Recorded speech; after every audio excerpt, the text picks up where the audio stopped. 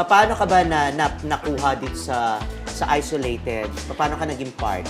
Ano po yan, siguro nandun ako sa office na nag-visit ako kay boss. Sabi ko, boss, baka pwede na ako sa Viva Films, Viva One, gano'n. Gino-joke ko lang. Tapos sabi ko, or Viva Films, pwede ako kapatid ni Julia, gano'n. Joke-joke, tawa-tawa, gano'n. O sige, pwede ka na, bata ka pa naman, ganito, ganyan. Ilan taon ka na ba? 21. O 21 pa. Ayun, tapos after nun, tapos na yung meeting, pumunta ako dun sa RM ko. Sabi ko, oh ma, pwede na daw ako sa Viva Films, tsaka Viva One, sabi ni boss, ganito, ganyan.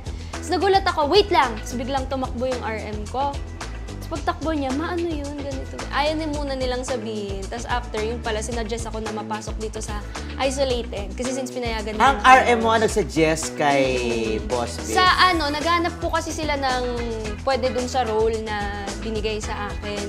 Eh nung naghanap pa lang, sakto sinabi ko dun sa RM ko na, pwede na daw ako. Tapos yun, nilagay nila ako. Ano naging reaction mo nun?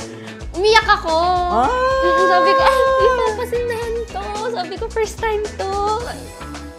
So yun, sobrang tawa. Kunento ko agad sa parents ko na, meron ako, hindi siya, Viva Max. Viva Max at kasama pa si Yasi Pressman, di ba? Tsaka si Joel. Torres.